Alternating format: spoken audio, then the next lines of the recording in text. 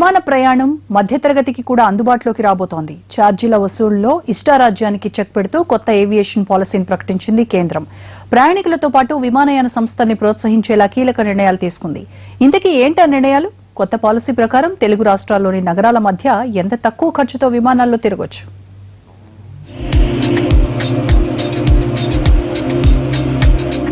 హైదరాబాద్ నుంచి విశాఖకు విమానంలో వెళ్లాలంటే టికెట్ రేటు ఎట్టి పరిస్థితుల్లో 2,500 రూపాయలకు మించకూడదు. డిమాండ్ ఎక్కువగా ఉందనో సీజన్ పేరుతోనో 5-6 వసూలు చేయకూడదు. హైదరాబాద్ నుంచి విజయవాడకైనా తిరుపతికైనా విజయవాడ తిరుపతి మధ్య అయినా ఇదే రూల్. మన నగరాలే కాదు, దేశం మొత్తం మీద ఎక్కడి నుంచి ఎక్కడికి వెళ్లినా ప్రయాణ సమయం గంట సేపు ఉంటే అందుకు విమానయాన సంస్థలు 2,500కు మించి వసూలు చేయకూడదు. అదే అర్ధగంట ప్రయాణానికైతే 1,200 రూపాయలకు మించకూడదు. కేంద్ర ప్రభుత్వం ప్రకటించిన కొత్త ఏవియేషన్ పాలసీలోని అతి ముఖ్యమైన అంశం ఇది.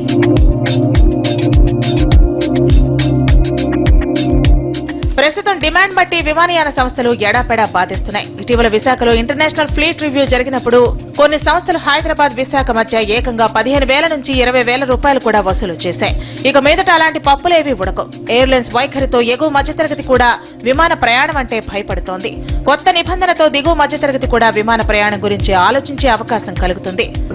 రూరల్ రీజనల్ కనెక్టివిటీకి ఎక్కువ ప్రాధాన్యత ఇవ్వడం జరిగింది.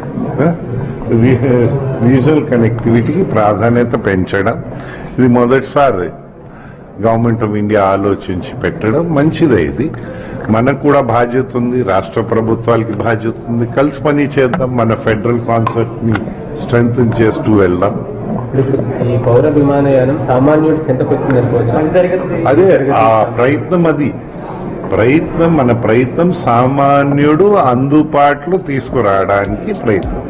ప్రయాణికులకు ఊరట కల్పించడంతో పాటు సత్తా ఉన్న విమానయాన సంస్థలకు కూడా మంచి కబురు చెప్పింది కేంద్రం.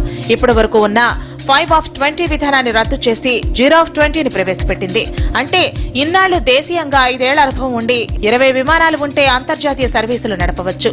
కానీ కొత్త విధానం ప్రకారం లోకల్ గా ఎలాంటి అనుభవం లేకపోయినా కనీసం 20 విమానాలు ఉంటే అంతర్జాతీయ సర్వీసులు నడుపుకోవచ్చు.